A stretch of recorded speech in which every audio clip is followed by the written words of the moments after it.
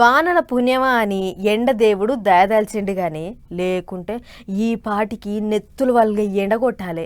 ఇప్పటికే ఎండలకు దడుచుకొని నడిచిపోయేటోళ్ళు ఎట్లాగో బయటకెళ్తలేరు కానీ ఎటొచ్చి బైక్ల మీద పోయేటోళ్ళకే అసలు గోస.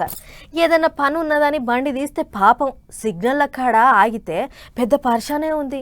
ఆగేది నిమిషమే అయినా ఎండ అగ్గోలే మండుతుంది. అందుకే వాళ్ళ కోసం ఏపీ సర్కారు గీగ్రం చేస్తుంది. సిగ్నల్ల కాడ ఆగినోళ్లకు ఎండశేగ తగలొద్దని ఏపీ సర్కార్ ఎంత మంచి ఉపాయం చేసిందో చూడుర్రి.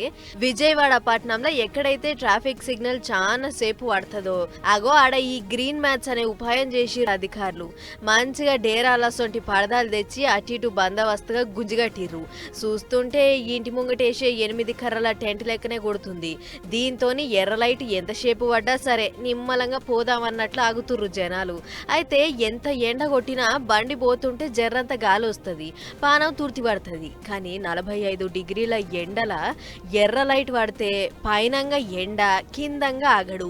ఆగేదే నిమిషమే అయినా పెయ్యంతా చిటపట. అగో అట్లా కావద్దనే పట్నంలో ఈ కార్యం ముంగటేసుకుర్రు. సిగ్నల్ల కాడ పందిరేసి సల్లసల్లగా ఉండేటోరకు బండ్ల మీద పోయేటోళ్ళు అమ్మయ్య ఇన్ని దినాలకు సిగ్నల్ల కాడ ఓ మంచి చేసిర్రు అని అనుకుంటూ పోతుర్రు.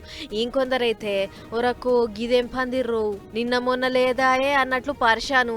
మొత్తానికి బైక్ల మీద పోయేటోళ్ళంతా బొంబాటుగా ఆలోచన చేసిర్రు అని తారీఫ్ చేస్తుర్రు. అన్నట్లు ఇదే ఉపాయం తెలంగాణ పాత సర్కారు ఏలుబడిలో ఉన్నప్పుడు పట్నంలో కూడా పెట్టిర్రు. మంచి ఉపాయం అని జనం చేత అనిపించుకుర్రు. అగో అసొంటిదే ఇప్పుడు ఈడ.